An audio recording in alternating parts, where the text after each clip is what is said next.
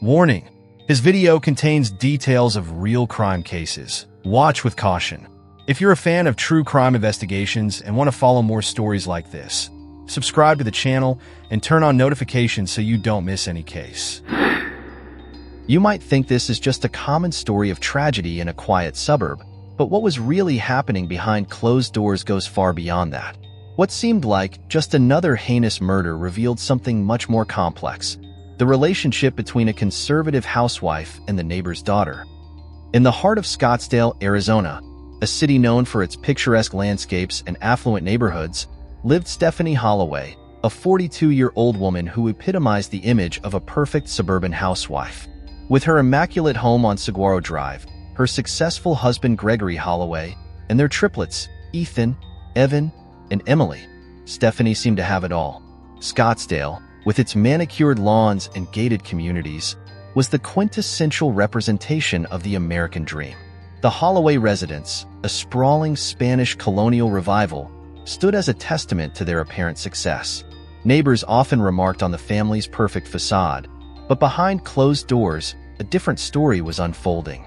Gregory Holloway, a corporate lawyer specializing in high-profile tech companies, spent more time in his San Francisco office than at home. His ambition had taken him to the top of his field, but at a cost. Weeks would pass with Stephanie managing the household alone, her smile hiding a growing sense of isolation and resentment. As Gregory's absences became more frequent, Stephanie found herself drawn to an unlikely confidant. Across the street lived the Bakers, a family new to Scottsdale. Their daughter, Megan Baker, a 17-year-old high school senior, caught Stephanie's attention. What began as innocent mentorship, Stephanie offering guidance on college applications and life advice, soon evolved into something more complex and dangerous. Megan, with her youthful energy and admiration for Stephanie, filled a void that Gregory's absence had created. Their relationship, initially built on trust and guidance, gradually shifted into murky territory. Stephanie, starved for attention and validation, began to see Megan as more than just a neighbor's daughter. The community of Scottsdale, known for its conservative values and tight-knit social circles, remained oblivious to the growing tension within the Holloway home. Church gatherings, PTA meetings, and neighborhood barbecues continued as usual, with Stephanie maintaining her role as the perfect hostess. Her carefully curated social media posts painted a picture of domestic bliss, masking the turmoil brewing beneath the surface. As summer approached, the heat in Scottsdale intensified, mirroring the escalating emotions within Stephanie. Her relationship with Megan had crossed lines that couldn't be uncrossed. What started as innocent text messages evolved into clandestine meetings and stolen moments of intimacy. Megan, initially flattered by the attention from someone she admired, began to feel the weight of their secret. Her once outgoing personality started to withdraw, raising eyebrows among her friends and teachers at Chaparral High School. The vibrant teen who once dominated school plays and debate clubs became a shadow of her former self. Meanwhile, Gregory, oblivious to the changes at home, continued his relentless pursuit of career success. His occasional visits home were marked by stilted conversations and an increasing emotional distance from Stephanie.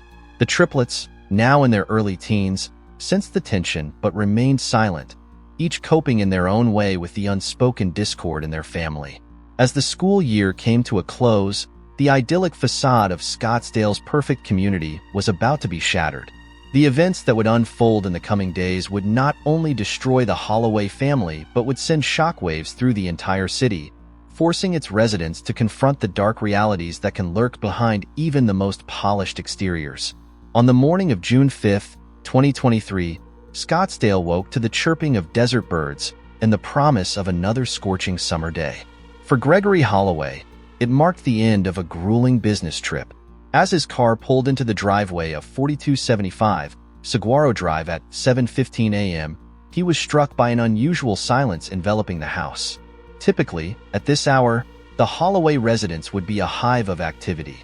The triplets rushing to get ready for school, the aroma of Stephanie's signature cinnamon rolls wafting through the air. Today, an eerie stillness permeated the property. Gregory entered the house, his footsteps echoing in the empty foyer. "Stephanie," he called out, his voice tinged with growing concern. No response. The kitchen stood pristine, untouched since the previous evening. A half-empty glass of wine on the counter hinted at Stephanie's last known movements. As he ascended the stairs, a feeling of dread settled in Gregory's stomach. The master bedroom door stood ajar, a sliver of morning light spilling onto the hallway carpet. With trembling hands, he pushed the door open. The scene that greeted Gregory would be forever etched in his memory. Stephanie lay on the floor, her body partially obscured by the foot of their king-size bed.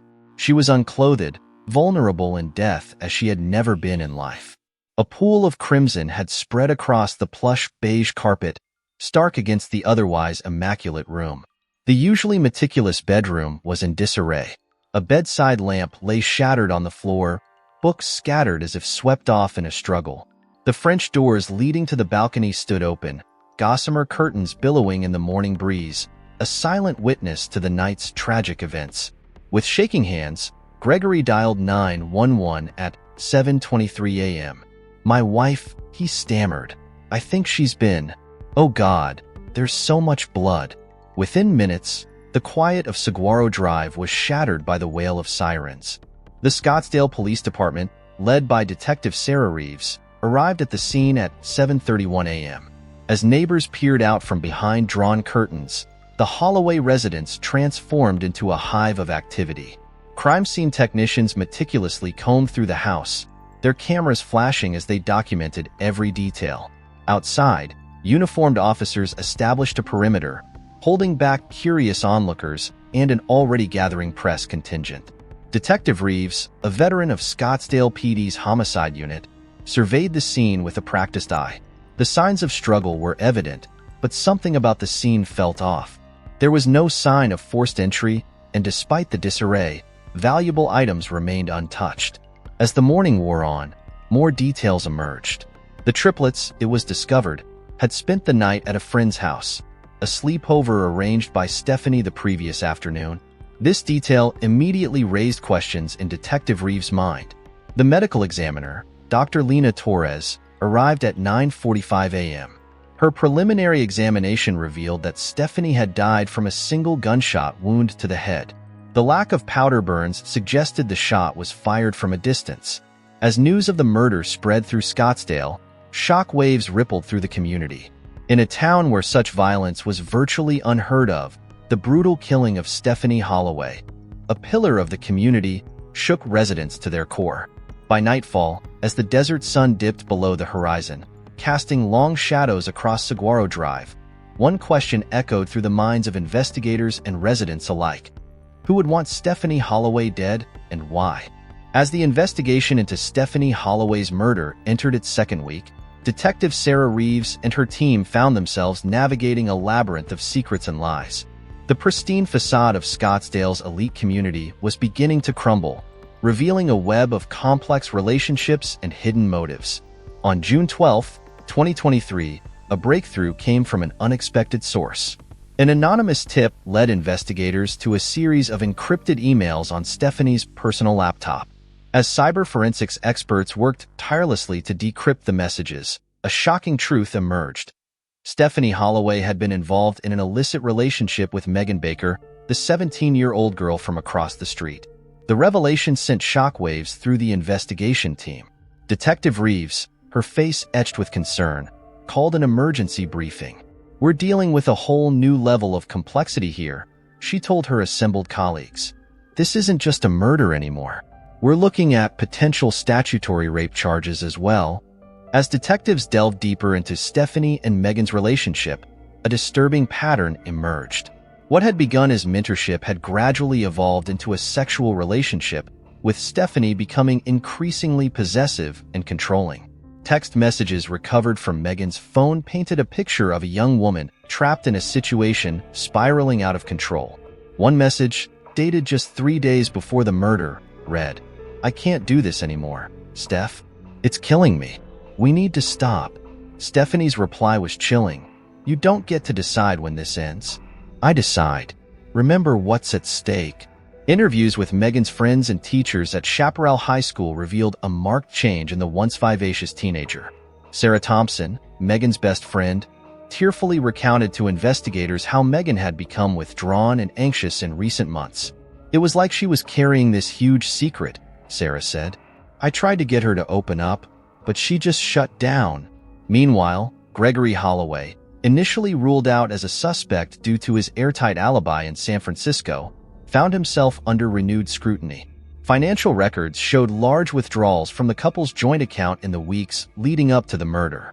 When questioned, Gregory claimed ignorance, stating that Stephanie handled all their finances. On June 15th, a search of the Baker residence yielded crucial evidence. Hidden in Megan's bedroom closet, investigators discovered a shoebox containing love letters from Stephanie, a burner phone, and most damning of all, a .38 caliber revolver. Ballistics tests would later confirm it as the murder weapon. The community of Scottsdale, already reeling from the murder, was thrown into further turmoil. Parents who had trusted Stephanie with their children now questioned every interaction. The triplets, sheltered from the worst of the revelations, struggled to reconcile the loving mother they knew with the woman portrayed in the media. As June drew to a close, the investigation took another unexpected turn. Security camera footage from a neighbor's house captured a figure leaving the Holloway residence at 2:17 a.m. on the night of the murder. Though the video was grainy, the build and gait of the person matched Megan Baker's description. Detective Reeves, her eyes heavy from sleepless nights, stared at the footage. "Bring her in," she instructed her team. It's time we heard Megan Baker's side of the story. The stage was set for a confrontation that would finally shed light on the events of that fateful night. As Megan was brought in for questioning, the entire city of Scottsdale held its breath, waiting for the truth to finally emerge. On July 2nd, 2023, the Scottsdale Police Department interrogation room buzzed with tension. Megan Baker, pale and visibly shaken, sat across from Detective Sarah Reeves. The teenager's parents, shell-shocked and tearful, watched from behind a one-way mirror, their world crumbling around them. "Megan," Detective Reeves began, her voice steady, "we know about your relationship with Stephanie Holloway. We have evidence placing you at the scene on the night of her murder. It's time to tell us what happened." For a moment, only the hum of the air conditioning broke the silence. Then, like a dam bursting, Megan began to speak. Her voice, barely above a whisper, filled the room with a tale of manipulation, fear, and desperation. "She said she'd ruin my life," Megan choked out. "Stephanie had videos, intimate videos. She threatened to send them to my parents, my school, everyone." As Megan's story unfolded, a crucial piece of evidence came to light. Unbeknownst to either Stephanie or Megan, the Holloway home had been equipped with a state-of-the-art security system, complete with audio recording. Gregory, paranoid about potential break-ins during his frequent absences, had installed it months earlier without informing his wife. Detective Reeves and her team worked tirelessly through the night, combing through hours of audio recordings. At 3:47 a.m. on July 3rd, they struck gold. A recording from the night of the murder captured a heated argument between Stephanie and Megan. Stephanie's voice, cold and threatening, echoed through the precinct speakers. "You think you can just walk away? I own you, Megan. One click, and your perfect little life is over." Megan's response was a mixture of terror and defiance. "Please, Stephanie, just let me go. I can't do this anymore. I'll do anything. Just delete those videos." The recording continued, capturing the sounds of a physical struggle, a gunshot, and then silence. Armed with this new evidence, Detective Reeves returned to the interrogation room. Megan, confronted with the audio, finally broke down completely. Through tears, she confessed to shooting Stephanie, claiming it was an act of desperation and self-defense. "I just wanted it to stop," Megan sobbed. "I didn't mean to kill her. The gun. It just went off." The revelation sent shockwaves through Scottsdale. The case, once thought to be a clear-cut murder, now took on shades of gray. Public opinion, initially unified in condemning the killer, began to fracture. Some saw Megan as a victim driven to a desperate act, while others maintained that murder could never be justified. As news of the confession spread, the Holloway triplets faced a new, horrifying reality. Their mother, once idolized, was revealed to be a predator. Their father, absent and oblivious, was left to pick up the pieces of their shattered family.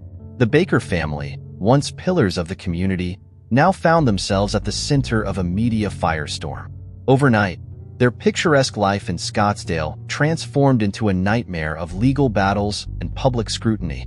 As July wore on, the Scottsdale community grappled with the complexities of the case. The black and white certainty of the initial investigation had given way to a morally ambiguous landscape where victim and perpetrator were no longer clearly defined. Detective Reeves, addressing a press conference on July 15th, summed up the sentiment felt by many. This case reminds us that truth is often more complex and tragic than we initially assume. There are no winners here, only victims. As autumn leaves began to fall in Scottsdale, the legal proceedings against Megan Baker reached their climax. The trial, which began on September 10, 2023, captivated the nation, raising difficult questions about consent, abuse, and the limits of self-defense. The courtroom, a stark contrast to the sun-drenched streets outside, buzzed with tension as Megan took the stand. Her testimony, delivered in a voice barely above a whisper, painted a harrowing picture of manipulation and fear. "I felt trapped," she said, her eyes downcast. "It was like I was drowning, and Stephanie was the only air I could breathe. But that air was poisoning me." Prosecutors argued that regardless of the circumstances, Megan had committed premeditated murder. They pointed to the gun found in her possession and the security footage showing her leaving the Holloway residence. This was not a heat-of-the-moment decision, the district attorney argued, but a calculated act of violence. The defense, led by renowned attorney Lisa Cromwell, positioned Megan as a victim of prolonged abuse who acted out of desperation. "What we have here is not a cold-blooded killer," Cromwell declared in her closing statement, but a terrified child who saw no other way out. After 2 weeks of emotional testimony and heated legal arguments, the jury retired to deliberate. The community held its breath, divided on what verdict would truly serve justice. On September 28th, the jury returned with their decision. Megan Baker was found guilty of voluntary manslaughter, a lesser charge than the murder conviction sought by the prosecution. The judge, taking into account the unique circumstances of the case, sentenced Megan to 10 years in prison, with the possibility of parole after 5 years. The verdict sent ripples through Scottsdale and beyond. Advocates for abuse survivors hailed it as a recognition of the complex dynamics of power and control in abusive relationships. Critics argued that it set a dangerous precedent, potentially justifying violence as a solution to abuse. In the aftermath of the trial, Scottsdale was left to grapple with the consequences of the tragedy. The Holloway triplets, now in the care of their paternal grandparents, faced the daunting task of rebuilding their lives without either parent. Gregory Holloway, his career in shambles and reputation tarnished, retreated from public life. The Baker family, once fixtures of the community, sold their home and moved away, seeking anonymity and a fresh start. Megan, now inmate number 247891 at the Arizona State Prison Complex, began the long journey of rehabilitation and reflection. As the case faded from headlines, it left behind a community forever changed. Schools in Scottsdale and across Arizona implemented new training programs to help educators recognize signs of abuse and inappropriate relationships. Support groups for survivors of sexual abuse saw a surge in attendance, as more people felt empowered to share their stories. Detective Sarah Reeves, speaking at a law enforcement conference in Phoenix in December 2023, reflected on the case that had consumed nearly half a year of her life. "The Holloway case taught us that evil doesn't always wear an obvious face," she said. "It can hide behind the mask of respectability, of normalcy. Our job as law enforcement and as a community is to look deeper, to listen more carefully, and to create an environment where victims feel safe coming forward before tragedy strikes." As Scottsdale prepared to welcome a new year, the shadows cast by the Holloway case lingered, a somber reminder of the secrets that can lurk behind closed doors and the devastating consequences when they finally come to light. As the 5-year mark of Stephanie Holloway's death approached in June 2028, Scottsdale had changed in ways both subtle and profound. The manicured lawns and pristine facades remained, but beneath the surface, a new awareness had taken root. On a warm Tuesday morning, the Arizona Board of Parole convened to consider the case of Megan Baker. Now 22, Megan had spent the last 5 years behind bars, her adolescence lost to concrete walls and iron bars. The hearing room buzzed with tension as Megan, her hair pulled back in a simple ponytail, took her seat before the board. "Miss Baker," the lead parole officer began, "you've served the minimum sentence required. We're here today to determine if you're ready to rejoin society." Over the next 3 hours, Megan's journey through the correctional system unfolded. Prison records showed a model inmate. She had earned her GED, completed numerous therapy sessions, and even started a support group for young inmates struggling with trauma. Dr. Elena Rodriguez, Megan's therapist for the past 4 years, testified to her progress. "Megan has confronted her actions and their consequences with remarkable courage," Dr. Rodriguez stated. "She's done the hard work of understanding the cycle of abuse she was trapped in and has developed healthy coping mechanisms." The hearing also heard from unexpected voices. Sarah Thompson, Megan's high school friend, spoke of their reconnection through letters. "The Megan I write to now is reflective, remorseful, and determined to make amends," Sarah said, her voice trembling slightly. Perhaps most surprisingly, a letter from Ethan Holloway, one of Stephanie's triplets, was read into the record. "I cannot forgive what happened to my mother," the letter stated, "but I recognize the pain and manipulation that led to that terrible night. Megan's actions were wrong, but so were my mother's. I do not oppose her release." As the sun began to set, casting long shadows across the hearing room, the board reached its decision. Megan Baker was granted parole, with strict conditions including ongoing therapy, regular check-ins with a parole officer, and restrictions on her movements and associations. The news of Megan's impending release reignited discussions across Scottsdale. Local media outlets ran special reports revisiting the case that had shaken the community to its core. Online forums buzzed with debates about justice, rehabilitation, and second chances. On July 15, 2028, Megan Baker walked out of the Arizona State Prison complex. The glare of camera flashes greeted her as she stepped into the sunlight, a free woman for the first time in 5 years. Her parents, grayer and more subdued than the last time they had stood before cameras, flanked her protectively. "I know that nothing I can say will undo the pain I've caused," Megan addressed the assembled press, her voice steady despite the emotion in her eyes. "I take full responsibility for my actions. My goal now is to use my experience to help prevent others from falling into the same cycle of abuse and desperation that led me here." As Megan was whisked away to begin her new life, Scottsdale was left to reflect on the long shadow cast by the Holloway case. The tragedy had exposed the dangers of secrets, the complexity of human relationships, and the thin line between victim and perpetrator. Detective Sarah Reeves, now the head of Scottsdale PD's Special Victims Unit, summed up the lasting impact. "The Holloway case changed us all. It taught us to look beyond appearances, to create spaces where victims can speak out, and to recognize that healing and justice don't always follow the path we expect. Scottsdale will never forget, but we've learned to look forward, to protect our vulnerable, and to foster a community where such a tragedy never happens again." As the sun set on another day in Scottsdale, the city stood as a testament to the enduring human capacity for growth, forgiveness, and resilience in the face of unthinkable tragedy.